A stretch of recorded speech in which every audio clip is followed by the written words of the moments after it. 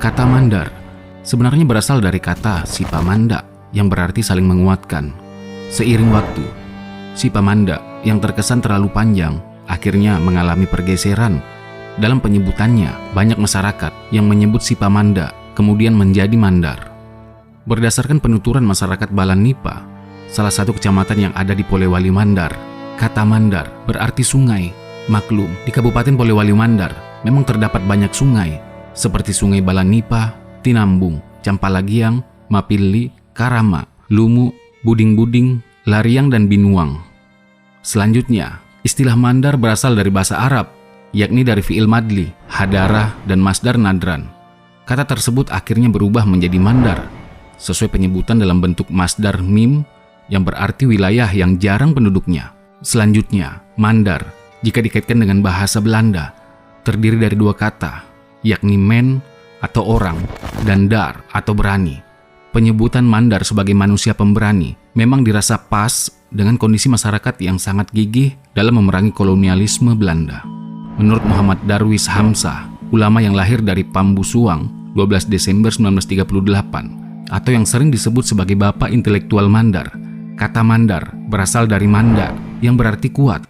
Pendapat ini senada dengan penyebutan orang Belanda terhadap suku Mandar. Asal mula penyebutan Mandar tidak lain karena keberadaan suku tersebut yang ada di dekat sebuah sungai Mandar. Sungai tersebut bermuara di bekas kerajaan Balanipa. Saharudin 1985 halaman 3. Seiring berkembangnya zaman, sungai itu tidak lagi disebut dengan Sungai Mandar, melainkan Sungai Balangnipa. Untuk membahas sejarah suku Mandar, kita harus mengenal Pitu Ulun Nasalu atau 7 kerajaan yang ada di hulu sungai, dan Pitu Bakbana Binanga atau 7 kerajaan hilir sungai. 2 kerajaan itu berada dalam satu wilayah kesatuan. Masyarakat memakai istilah mandar untuk menyebut ikatan persaudaraan antar keduanya. Masyarakat yang tinggal di dalamnya menemukan banyak bentuk persaudaraan yang kuat. Bagi mereka, semua orang adalah saudara. Suku Mandar percaya mereka berasal dari satu nenek moyang, yaitu Ulu Sa'dan. Nenek moyang laki-laki bernama Tokombong Diwura dan nenek moyang perempuan bernama Towise di Talang. Dalam beberapa kesempatan, mereka juga disebut Tumanurung di Langi. Pernikahan antara Tokombong Diwura dan Towise di Talang melahirkan seorang anak bernama Toanua Pong atau Tobanua Posi. Dari sinilah lantas lahir 7 orang anak, namun hanya 5 yang diketahui namanya, yakni Ilando Belua, Laso Kepang, Ilando Gutu, Yusuk Sambamban, dan Ipa Dorang. Banyak yang meyakini mereka merupakan cikal bakal lahirnya suku Mandar. Secara persaudaraan, suku Mandar menganggap bahwa mereka masih mempunyai tali persaudaraan dengan suku Toraja, Luwu, Bugis, dan Goa Makassar. 7 kerajaan yang masuk wilayah Pitu Ulun Nasalu, yaitu Kerajaan Tabulahan, Kerajaan Aralle, Kerajaan Mambi, Kerajaan Bambang, Kerajaan Rantebulahan, Kerajaan Matanga, serta Kerajaan Tabang. Sementara 7 kerajaan yang masuk wilayah Pitu Bakbana Binanga, yaitu Kerajaan Balanipa, Kerajaan Binuang, Kerajaan Sendana, Kerajaan Banggai, Kerajaan Pamboang, Kerajaan Mamuju, dan Kerajaan Tapalang.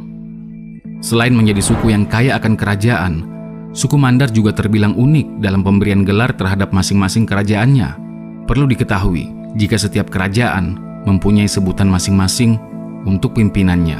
Yang pertama Arayang adalah gelar untuk Raja Balanipa dan Raja Sendana.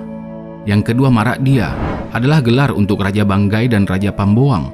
Selanjutnya Maradika adalah gelar untuk Raja Tapalang dan Raja Mamuju. Arung adalah gelar untuk Raja Binuang. Sedangkan Indok Lembang adalah gelar untuk Raja Rantebulahan, Raja Matanga, Raja Tabang, dan Raja Bambang. Indok Kadanene adalah gelar untuk Raja Aralle, dan terakhir Indolita adalah gelar untuk Raja Tabulahan. Kerajaan di Mandar berbeda dengan kerajaan lainnya. Ketika banyak kerajaan saling berebut wilayah, maka kerajaan di Mandar saling bekerja sama. Karena sistem pemerintahan mereka yang berada dalam satu kesatuan kerajaan, sehingga meminimalis adanya perpecahan atau saingan kekuasaan antar kerajaan. Proses lahirnya Pitu Ulun Nasalu dan Pitu Bakbana Binanga bermula saat terjadinya persekutuan Apek Banua Kaiyang yang berarti 4 rumah besar, meliputi Napo, Samasundu, Moso, dan Todang-Todang. Seiring berjalannya waktu, 4 rumah besar itu ingin mendirikan satu kerajaan. Maka berdirilah kerajaan Balanipa di daerah Mandar, dan I Manyambungi, putra Tomakaka Napo, diangkat sebagai raja pertama.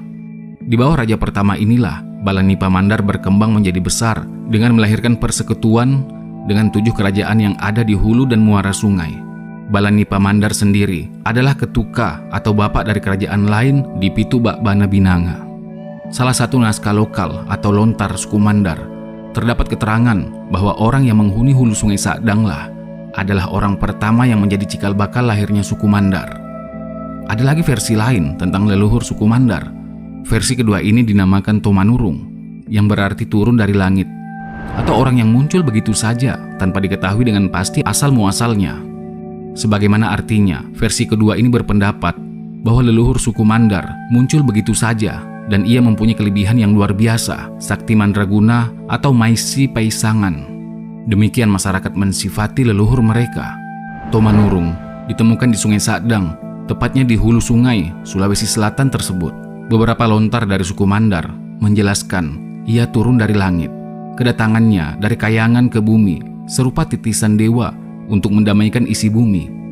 Suku Mandar sebagian mempercayai paham animisme, prinsip hidup yang meyakini adanya roh pada setiap benda, sehingga cerita mengenai leluhur suku Mandar sebagian dibentuk dalam cerita seorang dewa yang turun ke bumi begitu saja.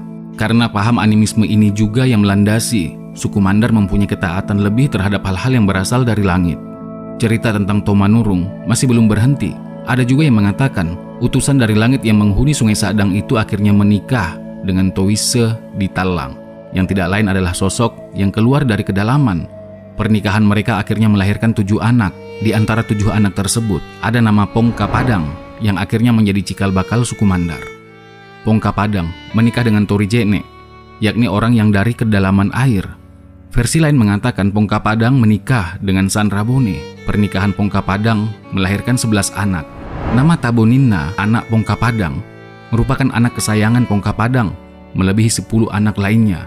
Seiring berjalannya waktu, Tabonina anak Pongka Padang menjadi sumber awal bertumbuhnya penduduk di Pitu Ulunasalu atau 7 kerajaan yang ada di hulu sungai, serta Pitu Bakbana Binanga atau 7 kerajaan yang ada di muara sungai. Sejauh ini, belum ada yang pasti menjelaskan siapa istri dari Tabonina anak Pongka Padang. Namun silsilah selanjutnya bisa ditelusuri bahwa anak kesayangan Pongka Padang ini akhirnya mempunyai anak bernama Pak Doran dan Topali. Pak Doran, anak pertama Tabonina, anak Pongka Padang, melahirkan Lamber Susu. Sementara Topali, anak kedua Tabonina, anak Pongka Padang, melahirkan To Dipaturung di Langi. Cerita tentang Tomanurung dan Pongka Padang, utusan dari langit yang akhirnya melahirkan keturunan di suku Mandar, belum berakhir. Sekalipun alur penceritaannya sedikit mirip dengan cerita-cerita sebelumnya, namun penyebutan nama tetap beda. Versi lainnya tentang leluhur suku Mandar mengatakan, konon, Tomanurung yang turun di Sungai Sadang ada 2, yakni Tokombo di Bura atau Tomanurung laki-laki dan Tobise di Talang atau utusan perempuan dari langit. Kedua utusan langit ini kemudian menikah. Alkisah, keduanya mempunyai anak bernama Tobanuapong yang berarti orang di kampung tua. Di masa itu, Tobanuapong bermukim di Rantai Bulawang atau Rantai Bulahan. Hari berganti hari, Tobanuapong pun tumbuh dewasa. Ketika tiba masanya menikah, ia memilih menikah dengan sepupunya, hingga lahirlah 5 orang anak dari pernikahan keduanya. Versi kali ini juga menceritakan proses perjalanan kelima anak utusan langit tersebut. Ila Sobelua menikah dengan seorang bangsawan yang berasal dari daerah Bone. Ia menikahinya pasca menelusuri sehelai rambutnya yang lepas dari sungai di saat mandi. Ia lantas pergi ke daerah selatan dan kini menjadi leluhur orang Makassar. Pak Dorang, salah satu anak pasangan utusan langit itu, meminang perempuan bernama Rattebiang. Pasangan ini melahirkan Itu Sudidi, Siban Nangang, akhirnya menjadi leluhur orang Mamasa.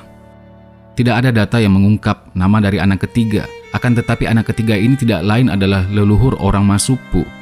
Nah, anak keempat inilah yang bernama I Pongka Padang. Pongka Padang konon menikah dengan Sanrobone dari Goa. Pongka Padang memang sosok pelaut. Ia mengembara hingga ke pantai Ulumanda dan Mamuju. Mamuju akhirnya menjadi wilayah kekuasaan Pongka Padang.